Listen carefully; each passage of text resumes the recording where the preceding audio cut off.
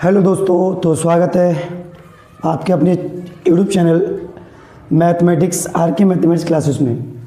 तो आज हम शुरू करेंगे क्लास 10th की गणित की बुक जो एनसीईआरटी यूपी के लिए बनी हुई है। तो यूपी वाले बच्चों के लिए ये बुक सफिशिएंट है।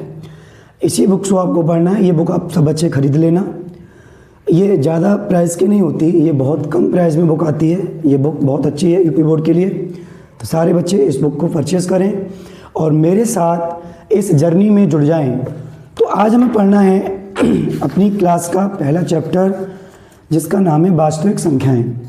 तो हम समझेंगे वास्तविक संख्याएं क्या होती हैं, वास्तविक संख्याओं के बारे में सोचते हैं हम। तो वास्तविक संख्या एक्चुअली में बनी क्या, क्योंकि इससे पहले आपने कक्षा 8 तक और कक्षा 9 में बहुत ज़्यादा चीज़ें इससे पढ़ रखी हैं। उसमें हमने संख्याओं के बारे में सीख रखा है, लेकिन कुछ बच्चों के डाउट क्लियर नहीं होते, तो उसके लिए ये वीडियो बहुत ज़्यादा उपयोगी है। तो देखो, हम पढ़ने वाले हैं वास्तविक संख्याओं के बारे में कि वास्तविक संख्याएं क्या होती हैं। तो आप ध्यान रखने, जो संख्याएं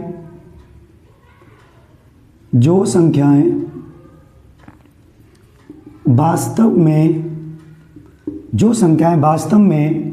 मौजूद हैं, उन्हें हम वास्तविक संख्याएं कहते हैं। इंग्लिश में इसको कहते हैं बेटा इसको इंग्लिश में बोलते हैं रियल नंबर। क्या बोलते हैं? रियल नंबर्स इसको इंग्लिश में बोलते हैं। और जो भी वास्तव में संख्याएं पाई जाती हैं उन्हें बोलते हैं हम वास्तविक संख्याएं। अब बात करते हैं कि हमें वास्तविक संख्याओं में से कौन कौन सी संख्या हाई स्कूल में पढ़नी है, कौन कौन सी संख्या तो हम 9th में पढ़कर आए हो। ये सारी बातें आपको याद होंगी। तो हम बात करते हैं कुछ संख्याओं की, जैसे हम थोड़ी बहुत 9th में इसको देखी है। अगर हम बात करें उनमें नंबर 1, तो सबसे पहले आता है बच्चा प्राकृतिक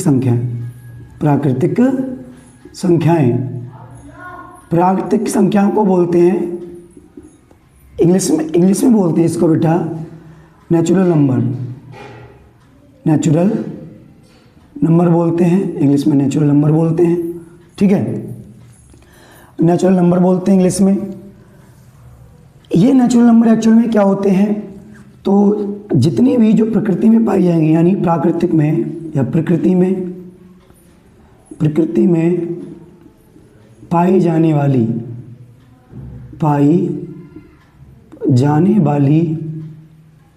संख्याओं को हम नेचुरल नंबर यानी प्राकृतिक संख्याएं कहते हैं। जो हमारी प्रकृति में पाई जाती हैं प्राकृतिक संख्याएं कहते हैं। इस बात को ध्यान रखो। जैसे कौन कौन सी इसमें संख्याएं हैं, जैसे बेटा जैसे 1 है, 2 है, 3 है, 4 है, 5 है, 6, 7 8 है और 9 है। और आगे भी जितनी संख्या चली जाएंगी वो सब प्राकृतिक संख्याओं की श्रेणी में आती हैं। तो प्राकृतिक संख्या हमने पढ़ी कि 1 है, 2 है, 3 है, 4, 5, 6, जितने भी आपको डिजिट नज़र आते हैं वो सब क्या है, प्राकृतिक संख्याओं का ही उदाहरण आती है। उसके बाद हम देखते हैं दूसरा बेटा, इसको बोलते हैं पूर्ण संख्याएं होती हैं बेटा। दूसरी कौन सी होती हैं, तो दूसरी पूर्ण संख्याएं होती हैं। इनमें कौन कौन, इसको इंग्लिश में बेटे बोलते हैं होल नंबर। क्या बोलते हैं? होल नंबर इसको बोलते हैं, होल नंबर्स। तो होल नंबर्स क्या होते हैं एक्चुअल में, जैसे जब हम प्राकृतिक संख्याओं के साथ में 0 को भी ऐड कर लेते हैं तो बनने वाली संख्या क्या कहलाती हैं, पूर्ण संख्याएं कहलाती हैं। क्योंकि तुम देख रहे थे, तुमने देखा कि यहाँ पे बेटा 1 से लेके 9 तक मैंने जितनी भी संख्याएं लिखी हैं ये सब प्राकृतिक हैं और इसमें कोई एक नंबर की कमी है और वो नंबर है हमारे पास 0। इसमें तुम्हें नज़र नहीं आ रहा होगा, 0 कहीं नहीं है। तो अगर हम प्राकृतिक संख्याओं के साथ में 0 को भी ऐड कर देते हैं तो बनने वाली संख्या क्या कहलाती है, होल नंबर। तो ये संख्या होती है, जैसे हम 0 लिख दें, 1 लिख दिया, 2 लिख दिया, 3, 4, 5 और जितनी भी आगे जितनी भी संख्या बनेंगी वो सब क्या कहलाएंगी बेटा, पूर्ण संख्याएं कहलाएंगी। आगे बात करते हैं नेक्स्ट 3 कौन सा रहेगा बेटा, हम पढ़ेंगे पूर्णांक, ठीक है, पूर्णांक पढ़ने वाले हैं। पूर्णांक को इंग्लिश में बोलते हैं इंटीजर्स बोलते हैं, ठीक है, इंटीजर्स बोलते हैं। तो इंटीजर्स क्या होते हैं? तुमने देखा होगा कि किसी संख्या के पीछे कभी आगे प्लस लग जाता है, कभी माइनस लग जाता है, तो उन संख्याओं को हम क्या कहते हैं? तो मोस्टली बात करें कि जो इंटीजर है बेटा, वो इंटीजर दो प्रकार के होते हैं। नंबर 1, जैसे एक तरफ बात करें हम, और नंबर 2, यहाँ पे ले लो नंबर, यहाँ पे लिख लो नंबर 1 और यहाँ लिख लो नंबर 2। इधर लिख लो बेटा ऋणात्मक, ऋणात्मक क्या लिख लो बेटा? इधर लिख दो ऋणात्मक और ऋणात्मक पूर्णांक, ऋणात्मक पूर्णांक, और इधर लिख दो धनात्मक पूर्णांक, धनात्मक, धनात्मक पूर्णांक। धनात्मक पूर्णांक होते हैं, एक होते हैं निगेटिव, एक होते हैं पॉजिटिव। जो ऋणात्मक पूर्णांक होते हैं उनको बोलते हैं बेटा निगेटिव पूर्णांक। जो ऋणात्मक पूर्णांक होते हैं उनको नेगेटिव बोलते हैं, और जो धनात्मक होते हैं उनको पॉजिटिव बोलते हैं। अगर इनके साथ किसी संख्या के साथ में प्लस का साइन लग जाए और किसी संख्या के साथ में माइनस का साइन लग जाए तो वो संख्या कहलाएगी ऋणात्मक, और जिसके साथ प्लस लग जाए वो कहलाएगी धनात्मक। तो इसमें संख्याओं को देखते हैं हम कि संख्या कौन कौन सी हैं। तो बीच में रख लेते हैं बेटा 0, बीच में क्या रखेंगे? 0। जब 0 से इधर की ओर जाओगे, अपने हाथ के इधर की ओर, तो मैं लिखूंगा प्लस के 1, सबसे पहले एक आता है, उसके बाद आता है प्लस का 2, फिर आता है प्लस का 3, फिर आता है प्लस का 4, फिर प्लस का 5, और डैट डैश डैट बेटा कहाँ तक जाएगा? ये प्लस के अनंत तक जाएगा। इसको बोलते हैं बेटा अनंत। अनंत का मतलब इसका कुछ भी अंत नहीं है, पूरा चलता रहता है, पूरा जब तक खत्म नहीं हो रहा है ये भागम भाग रहेगा, भागम भाग रहेगा। तो देखो इधर अब आते हैं 0 से इधर की ओर, कि जैसे हम लिख दें -1, ठीक है, कॉमा लगा के, -2, -3, ठीक है बेटा, -3, कॉमा, -4, और dot dot dot dot dot dash भागम भाग, कहाँ तक? माइनस के अनंत तक। तो हम बात करेंगे कि हमारी संख्याएं जो पूर्णांक हैं वो कहाँ से लेके कहाँ तक हैं। तो हम बात करेंगे गुड्डा कि वो 0 से इधर की ओर जाएंगे तो सब बेटा धनात्मक, और धनात्मक की एक खास पहचान है कि उनके साथ किसका साइन लगा होगा? तो उनके साथ प्लस का साइन लगा होगा। और अगर हम ऋणात्मक की बात करेंगे तो ऋणात्मक के बाद ध्यान रखो माइनस का साइन लगेगा। इतनी बात समझ में आई? समझ में आया नहीं? आगे देखो, अब हम बात करते हैं कि बेटा इसके बीच में 0 आ गया। 0 क्या है यहाँ पर? तो 0 के लिए बहुत अच्छा स्टेटमेंट में लिखता हूँ, या भैया ये 0 पूर्णांक नहीं है, 0 पूर्णांक नहीं है गुड्डा, 0 बिल्कुल पूर्णांक नहीं है। तो 0 क्या होगा? तो देखते हैं। तो मैं एक स्टेटमेंट क्या रखना है 0 के लिए कि जो शून्य है, जो शून्य है, शून्य ना तो धनात्मक पूर्णांक है, धनात्मक ना तो धनात्मक पूर्णांक है, ठीक है बेटा, और ना ही कैसा है?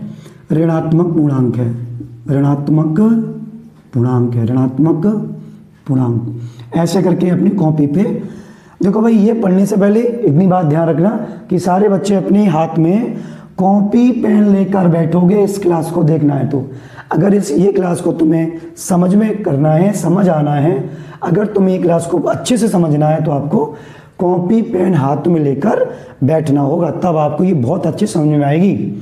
तो शून्य ना तो कोई पूछे शून्य क्या है तो बताओगे शून्य भैया ना तो धनात्मक है और ना ही ऋणात्मक है। तो कहोगे तो भैया 0 क्या है? तो 0 कुछ नहीं है। एक बात याद रखना कि 0 बेटा हमने पढ़ा था होल नंबर्स में। किस में पढ़ा है गुड्डा? ये होल नंबर में पढ़ा है। तो 0 होल नंबर है, 0 कभी भी पूर्णांक नहीं होता है, 0 पूर्णांक नहीं होता है। पूर्णांक से रिलेटेड कुछ 2 बातें याद रख लो। जैसे कोई भी संख्या अगर हमें लेनी है, कोई भी संख्या लेनी है, जैसे आगे मैं मिटा रहा हूँ, इसको नोट करो या फिर इसका स्क्रीनशॉट ले लो। अब हम आगे बढ़ते हैं, ठीक है। इसको मैं मिटा रहा हूँ, ठीक, आपने दोबारा से वीडियो देख लेना। इसको मैं दोबारा से मिटा रहा हूँ। अभी हम सीख रहे थे पूर्णांक के बारे में, मैंने बताया आपको। तो कोई भी संख्या अगर, अच्छा हमारी ये थोड़ा मिट गया है, इसको देख लो। हम पढ़ रहे थे वास्तविक संख्याओं के बारे में और हम इंटीजर समझ रहे थे, इंटीजर समझ रहे थे। तो कोई भी संख्या अगर है तो उसके पास हमेशा दो इंटीजर होते हैं। कौन कौन से? जैसे मैंने कहा एक संख्या ले ली मैंने 2, एक संख्या 2 ले ली, 2 के पास ना तो कोई प्लस का साइन है और ना ही अभी माइनस का साइन है। तो मैं बात करूं तो इसके पास कौन कौन से इंटीजर होंगे? अगर मैं बात करूं तो बेटा गुड्डा इसका एक होगा प्लस का और एक होगा माइनस वाला, एक होगा प्लस का 2 और एक होगा माइनस का 2। तो इससे हम ये समझते हैं कि प्रत्येक संख्या के पास में अपने खुद के कितने इंटीजर होते हैं? 2 इंटीजर होते हैं, एक होता है पॉजिटिव और एक होता है नेगेटिव। आगे बात करते हैं इसकी। इसी प्रकार हम अगर 3 को ले लें तो 3 के पास भी 2 इंटीजर होंगे, एक होगा प्लस का और एक होगा बेटा माइनस का, प्लस का 3 माइनस के 3। तो प्रत्येक संख्या अपने पास 2 इंटीजर रखती है, प्लस के और माइनस के। अगर प्लस माइनस नहीं लगा हुआ है तो उनको इंटीजर की श्रेणी में नहीं रखा जाता। ये समझो, ये तो बहुत बेसिक चीज थी, ठीक है। आगे अगली संख्या के बारे में समझते हैं। वास्तविक संख्याओं में अगली चीज समझते हैं जो है हमारे पास अभाज्य संख्याएं, ठीक है बेटा। अभाज्य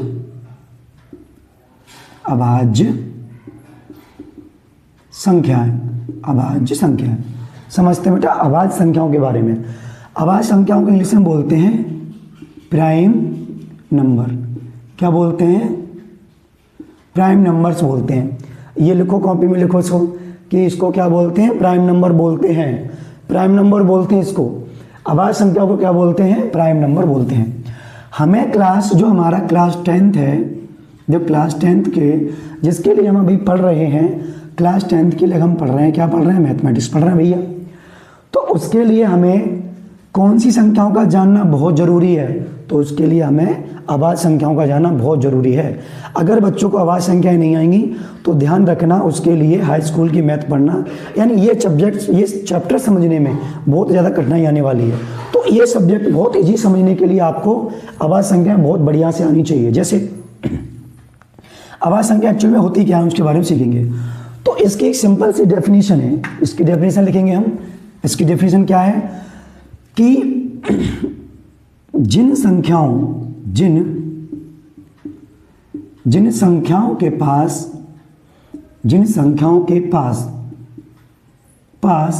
केवल 2 गुणनखंड हों,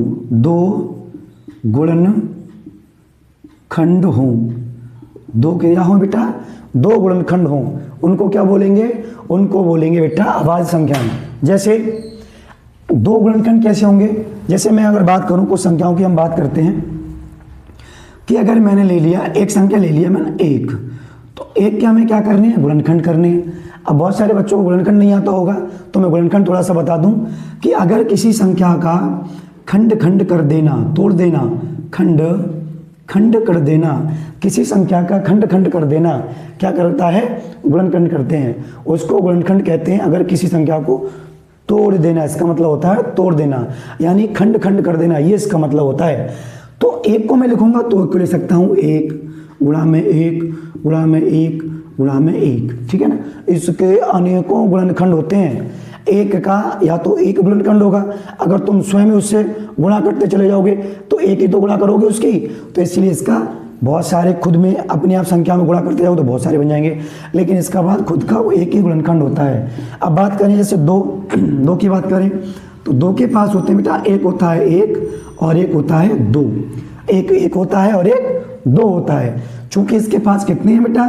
इसके पास हैं 2 गुणनखंड। कितने गुणनखंड हैं? 2 गुणनखंड है, क्योंकि 2 एकम 2, तो इसके पास 2 गुणनखंड है, इसको बोलते हैं 2 गुणनखंड। अब आप इसमें देख रहे होगे, एक तो संख्या स्वयं है और एक उसके साथ बना रहा है। तो मैं कह सकता हूं गुणनखंड बॉक्स में कौन कौन से होंगे? तो वो होंगे संख्या का स्वयं होना, स्वयं भी होगी संख्या, और उसके साथ एक और खड़ा होगा, इसका नाम है बन। ये दोनों चीजें रहना बहुत ही जरूरी है। संख्या का अभाज्य होना इस बात पर डिपेंड करता है कि उसके गुणनखंड कितने हैं। तो अगर संख्या के गुणनखंड 2 हैं तो संख्या अभाज्य होगी। अगर संख्या के गुणनखंड 2 से अलग हो जाते हैं बेटा तो वो संख्या क्या कहलाएगी, तो वो संख्या कहलाएगी अभाज्य नहीं होगी। अगर उस संख्या के गुणनखंड हो गए 2 तो वो अभाज्य होगी। आगे देखते हैं, जैसे 3 है हमारे पास, तो 3 को लिखेंगे 1 गुणा में 3, तो कितने गुणनखंड गुड्डा, तो इसके गुणनखंड हुए बेटा तुम्हें भी 2 गुणनखंड, कितने हुए 2 गुणनखंड हुए। ये सारी बातें नोट करते हुए जाना, अच्छी सीखना है तो ठीक है। ऐसे लिखेंगे 4, तो 4 को लिख सकते हैं 1 गुणा में 2 गुणा में 3। तो देखो भैया ये जो 4 है इसके पास कितने गुणनखंड आए, इसके पास आए बेटा, इसके पास आए 3 गुणनखंड। कितने गुणनखंड, 3 गुणनखंड आए इसके पास, इसीलिए ये अभाज्य संख्या नहीं होगी बेटा। अभाज्य संख्या ये बिल्कुल नहीं होगी, अभाज्य संख्या नहीं है। तो देखो आगे, तो मैं इसको एक बार मिटाता हूं, तो हम अभाज्य संख्या लिखेंगे। देखो एक तो होगी नहीं, ध्यान रखना, एक अभाज्य संख्या नहीं है, एक अभाज्य संख्या बिल्कुल नहीं है। तो हम बात करें अभाज्य संख्या कौन कौन सी, तो हम सबसे पहले स्टार्ट करते हैं 2 एक पहली अभाज्य संख्या है। 2 के बाद 3, 3 के बाद 5, 5 के बाद 7, 7 के बाद 8 नहीं होगी, 9 नहीं होगी, 10 नहीं होगी, 11। उसके बाद कितनी होगी 11, क्योंकि 11 खुद से कटती है और 1 से कटती है। उसके बाद कितनी 12 नहीं होगी, 13 होगी, और ऐसे करके हमारी कहाँ तक चलती रहेंगी, अनंत तक। तो ये सब क्या है बेटा, ये बेटा है बेटा अभाज्य संख्याएं। और हम कौन सी संख्याएं पढ़ रहे हैं, अभाज्य संख्याएं हम पढ़ रहे हैं। कौन सी संख्याएं पढ़ रहे हैं, अभाज्य संख्याओं के बारे में पढ़ रहे हैं। आगे देखो सीख गए, नोट करो इसको। अभाज्य संख्याओं को जब हम पढ़ लेंगे तो हमारी मैथ की बुक में जो पहला चैप्टर है अभाज्य संख्याएं, उसमें जो चीज़ें दे रखी हैं वो क्या दे रखी हैं, एक विधि है जिसका नाम है अभाज्य गुणनखंड विधि। कौन सी विधि है, अभाज्य गुणनखंड विधि। जैसे आप इस बुक का चैप्टर खोलोगे, जैसे ये वाला जो चैप्टर खोलोगे आप, ये अभाज्य संख्या वाला चैप्टर खोलोगे, इसके यहाँ पर लिखा हुआ है बेटा, आप पृष्ठ नंबर 5 खोलना, और इस 5 में ये मैंने रेड से कर रखा है, और यहाँ तुम पढ़ोगे तो आप देखोगे ये आपके इसमें अभाज्य गुणनखंड विधि ही समझा रखी है। तो ये किताब में मैं दिखा रहा हूँ, तो हम इसको लेके इसके बारे में समझेंगे कि ये विधि क्या है। तो चलो समझते हैं। तो अभाज्य गुणनखंड विधि एक्चुअल में है क्या, हमें अभाज्य गुणनखंड विधि द्वारा संख्याओं का एलसीएम, संख्याओं का एचसीएफ आदि निकालना होगा। ठीक है गुड्डा, क्या निकालेंगे हम, और एचसीएफ। तो मैं सबसे पहले लिख रहा हूं अभाज्य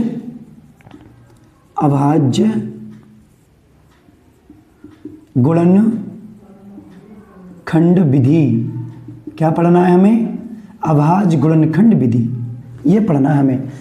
10th की ये जो चैप्टर है यहाँ से स्टार्ट होता है। अब यहाँ से आप वीडियो को लास्ट तक देखना, वीडियो छोड़ के मत जाना। अगर आप वीडियो छोड़कर भाग गए तो ये बिल्कुल भी समझ में नहीं आएगा। तो वीडियो को पूरा देखो, स्किप भी मत करना कि जल्दी जल्दी भगा के। अगर आपने एक भी स्टेप स्किप कर दिया तो ध्यान रखना आपके समझ में बिल्कुल नहीं आएगा। तो इसलिए मैं कह रहा हूँ इसको सही से देखो और पूरा देखो। चलो सीखते हैं हम। अभी हमने अभाज्य संख्याओं के बारे में सीखा, और उन अभाज्य संख्याओं को सीखने के बाद हम सीखेंगे अभाज्य गुणनखंड विधि। यानी एक इसमें टर्म आ रही है बेटा गुणनखंड। क्या आ रहा है, गुणनखंड।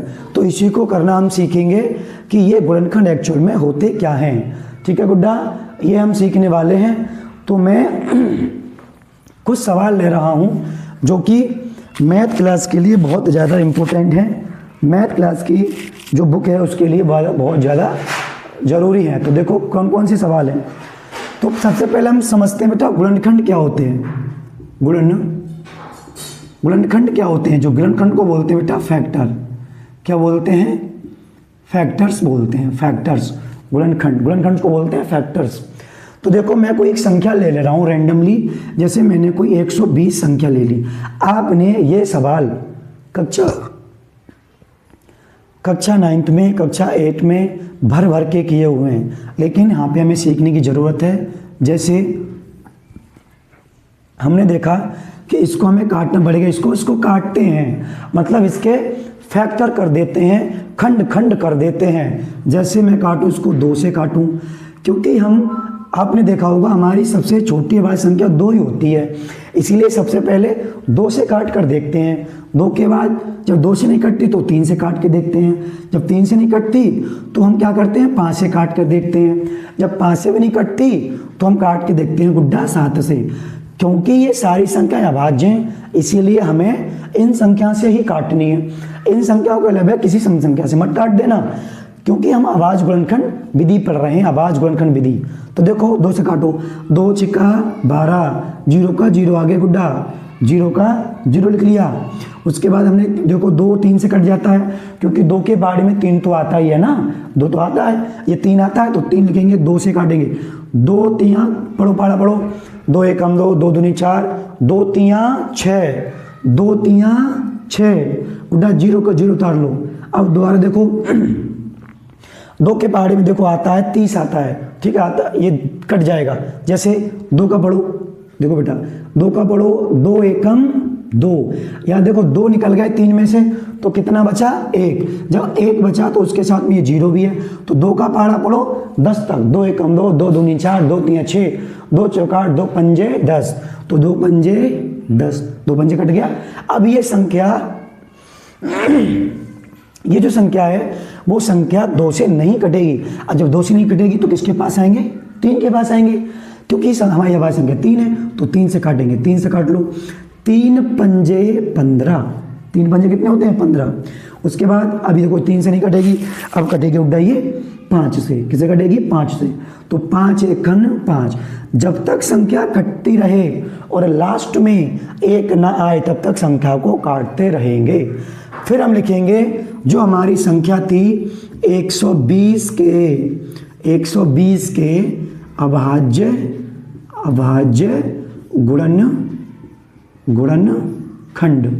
गुणनखंड कितने होंगे, तो ऐसे लिखोगे 120 बराबर 2 गुणा 2 गुणा 2 गुणा 3 गुणा 3 गुणा में 5, ठीक है। ये हमारे इसके क्या आ गए, अभाज्य गुणनखंड आ गए भैया। अब हम बात करें कि इसको देखो इसमें स्टैंडर्ड फॉर्म में कैसे लिखना है, तो देखो हम इसको लिखेंगे 120 बराबर, गिनो 1 2 3, 2 कितनी बार है 3 बार है, 2 कितनी बार 3, तो 2 की पावर कितनी हो जाएगी 3। अब ये 2 की पावर 3 कैसे हो गई, ये हो गई 1 इस पर पावर है, दिख नहीं रही है, 1 लगा हुआ, 1 भगवान होता है, सबके पास होता है। इसकी भी पावर 1 है, दिख नहीं रही है, भगवान है, सबके पास होगा। इसकी भी पावर 1 है, भगवान है, दिख नहीं रही है, सबके पास होगा। तो 1 ये हो गई, 1 होगी, तो टोटल कितनी होगी 3 हो गई। ये कौन नहीं जानता है, जैसे बच्चा जानता है। और 3 की पावर 1 भी नहीं है, दिख रही है, हाँ 1 भी नहीं, लेकिन 1 होती है, तो 3 की पावर 1 और 5 की पावर 1, तो यहाँ लिखोगे 3 की पावर 1 है और 5 की पावर भी 1 है, लेकिन लिखना नहीं होता, वो ऐसे ही दिखाई देती हैं, मतलब होती हैं लेकिन दिखाई नहीं देती, ठीक है। ये तो हो गई ना छुपा रिश्ता में, ये संख्या है बहुत, जिसके पास होती भी हैं लेकिन वो दिखाई नहीं देती, ठीक है ना। तो बेटा ये ऐसा रहा। अब समझ में आ गया कि एक्चुअल में गुणनखंड होते क्या हैं, गुणनखंड सीख गए कि नहीं। ऐसे ही करना है, बहुत सिंपल है। हाई स्कूल की गणित बहुत ही ज़्यादा सरल है, कठिन नहीं है। कठिन मत कहना कि हाँ बहुत कठिन है, बहुत कठिन नहीं है। चलो जैसे हम इस एक्सरसाइज की प्रश्नावली की पहले सवाल पर आते हैं, जो हमारे पास है बुक्स में, हमारे पास बुक्स में है बेटा पहली एक्सरसाइज प्रश्नावली नंबर है इसमें 1.1, ये हमारी प्रश्नावली है। चलो करते हैं। तो इसमें बोला है, ये मैं मिटा रहा हूँ, ठीक है, नोट कर लेना इस चीज़ को। वीडियो समझ में नहीं आ रही है तो पीछे हटा के देख लेना, ठीक है, पीछे हटा के वीडियो देखना आप। तो ये मैं सब मिटा रहा हूँ, ठीक है। हमारी भाषा संख्या चैप्टर चल रहा है और अब हम सीखेंगे प्रश्नावली का फर्स्ट। तो लिख लेंगे प्रश्नावली 1.1, ठीक है भाई, प्रश्नावली 1.1। तो इसका पहला सवाल है, मैं किताब में देख रहा हूँ कि बुक्स मेरे पास है और इसमें लिखा है कि निम्नलिखित संख्याओं के अभाज्य गुणनखंड के गुणनफल के रूप में व्यक्त कीजिए। अभाज्य गुणनखंड के यहाँ लिख लो। क्वेश्चन नंबर 1 है अभाज्य गुणनखंड के गुणनफल के रूप में लिखना है, के रूप में लिखो, ये हमें लिखना है। तो पहला सवाल है नंबर वन है कि 140, सबसे पहले 140 है और उसके बाद है नंबर 2, उसके बाद है 100 कितना है 156, उसके बाद है 156 और तीसरा हमारे पास क्या है 3825, ये हमारे पास तीसरा है। और चौथा हमारे पास है 5005, तो चौथा 5005 है, 5005, ठीक है गुड्डा, 5005 है। तो हम इसको हल करेंगे, एक एक करके हल करना स्टार्ट करेंगे। बॉक्स में रख दे रहा हूँ टेबल पे, थोड़ा सा पानी पीते हैं। चलो अब देखते हैं नंबर 1 क्वेश्चन। तो हम लिखेंगे सबसे पहले 140 को लिखेंगे और भैया ये जादू की मशीन है, ये जादू की मशीन में इसको डाल देंगे। और हमने बोला था आवाज गुणनखंड संख्या हमें अभी पढ़ रखी है, उसमें पहली आवाज थी 2, तो 2 से काटोगे इसको, 2 का पहाड़ा पढ़ो कि 7 14 बार 14 कट जाए, तो 7 का करोगे 2 सत्ते 14, ऐसे डंडा खींच लो, 2 से फिर काटो, 2 3 6, 1 बच गया, जब 1 बच गया तो ऐसे लिख लो और 0 इसके साथ है, इसको काटना है, 2 पंजे 10, ये 2 पंजे 10 पूरा कट गया कि नहीं। अब देखो भैया अब ये 2 से नहीं कटेगा, अब कितने से कटेगा, तो ये 3 से कट जाएगा, 5 से कट जाएगा, तो पहले 5 से काटो, 3 से नहीं कट रहा है, 3 एकम 3 नहीं कट रहा है, तो 5 से काट लो, 5 से काटो, 5 सत्ते 35, कितना हो गया 5 सत्ते 35। अब इसको 7 से काट दो, क्योंकि 7 तो कुछ और से कटता नहीं, तो 7 से कटेगा, 7 एकम 7, लास्ट में बन आ गया कि नहीं आ गया, लास्ट में बन आ गया। तो हम लिखेंगे कि 140 के अभाज्य गुणनखंड क्या क्या होंगे, तो ऐसे लिखोगे 140 ये जो भी है सब गुणा के रूप में लिख दो, इन सबको गुणा के रूप में, जैसे 2 गुणा 5 गुणा 7, सही है गुड्डा। तो देखो अगर इनकी गुणा करने के बाद 140 आना चाहिए, तो देखो 7 दूनी 14 और 5 दूनी 10, 7 दूनी हो गया 14 और 5 दूनी हो गया 10 और 14 दाई 140, तो देखो आ रहा है कि नहीं, यानी इधर का दोनों बराबर। अब दो बार आया है, तो इसको लिखोगे 140 बराबर 2 की पावर 2 गुणा में 5 गुणा में 7, तो ये हो गया आंसर। इसको नोट करो, फिर हम आगे चलते हैं अगले सवाल पर। इसको मैं मिटा रहा हूँ, ठीक है, लिख लो आप। अब हमने दूसरा सवाल आ गया है, दूसरा सवाल ये मैंने मिटा दिया है, ये बैक करके देख लेना, ये रोक के वीडियो देख लेना, ठीक है।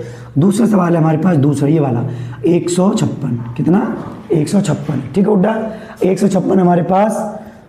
इसके हमें आवाज गुणनखंड करने हैं, तो उसी प्रकार मशीन में डालो इसे, इसको मशीन में डालो, इस तरह से मशीन में डालो, ये हमारी मशीन डाल में पड़ गया, 2 से कट जाएगी, लास्ट में 6, तो 2 से काटो, 2 सत्ते 14, 1 बच गया, यानी 16 हो गए, 16 को काटो, 2 अट्ठे 16, अभी भी 2 से कट जाएगा, 2 से काटो, 2 3 6 और यहाँ 1 बचा, 6 निकल के देखो 7 में से 6 गए, 1 बचा, जब 1 जाएगा तो यहाँ 1 हो जाएगा, यहाँ पे 1 हो जाता है ऐसे, तो उसको लिखना नहीं होता, ऐसे रखना होता है, तो यहाँ लिख लो, यहाँ 8 लिख लो, तो 2 9 18, तो 2 9 18, ये कट गया।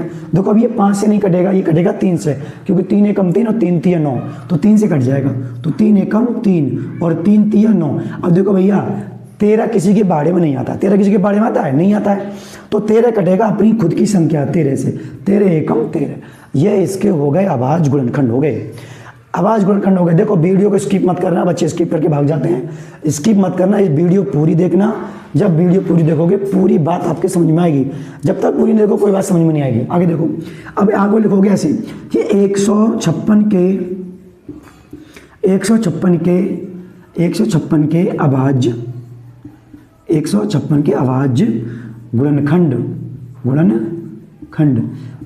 के क्या कर रहे हैं हम, गुणनफल कर रहे हैं, तो लिख दोगे 156 बराबर, ये जो लिखे सब गुणा करके लिखना होता है, जैसे 2 गुणा 3 गुणा 13 है, 2 गुणा 3 गुणा 13 है, ये हो गया इसका गुणनखंड।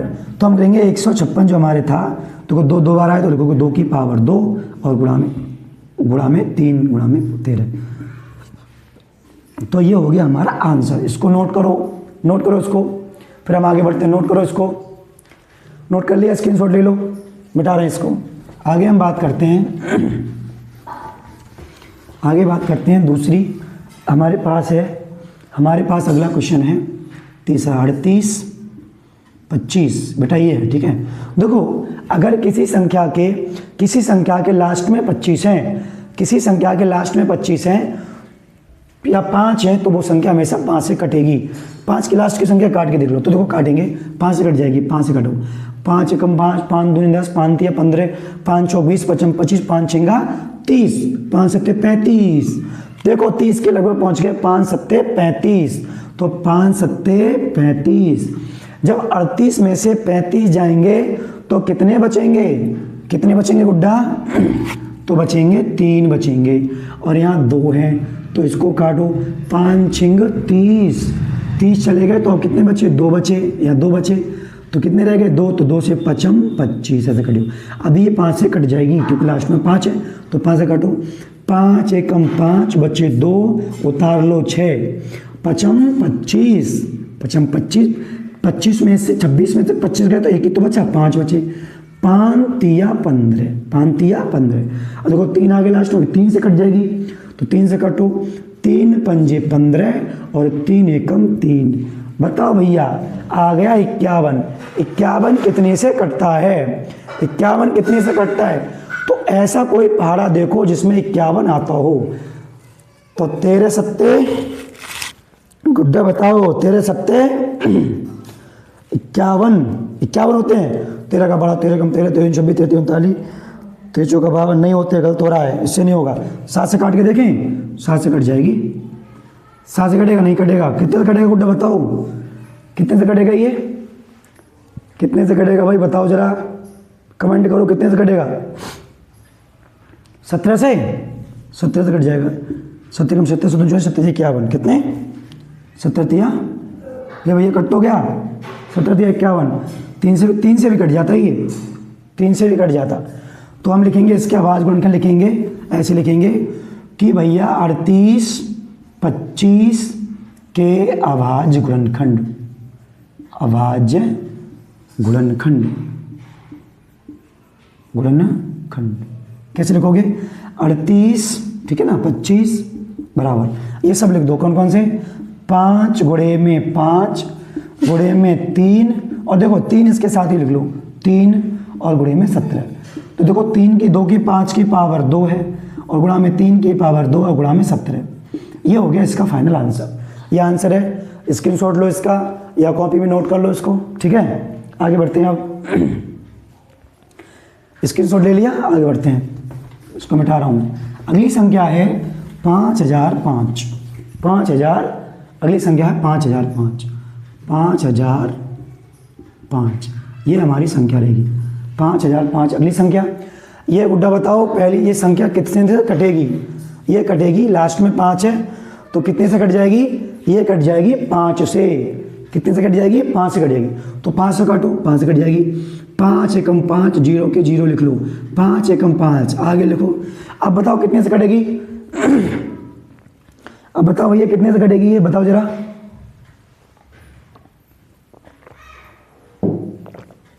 अब काट लो 7 से, 7 तक काट लो। देखो 7 एकम 7, 10 में से 7 गए बेटा, 3 बचे यानी 30 हो गए, ठीक है। 7 एकम 7 करते हैं 30 हो गए, तो 7 का 7 चौक 28, 28 जाएंगे कितने बचेंगे? 2 बचेंगे, एक उतार लो, 7 तिया 21, 7 तिया 21। अब आ गई हमारे पास 143। तो बताओ कितनी से संख्या कट जाएगी? 143 कितने से कटती है? देखो मैं पढ़ के देख रहा हूँ, 11 भी हमारे भाई संख्या होती है, तो 11 एकम 11, 11 चला जाएगा, ठीक है।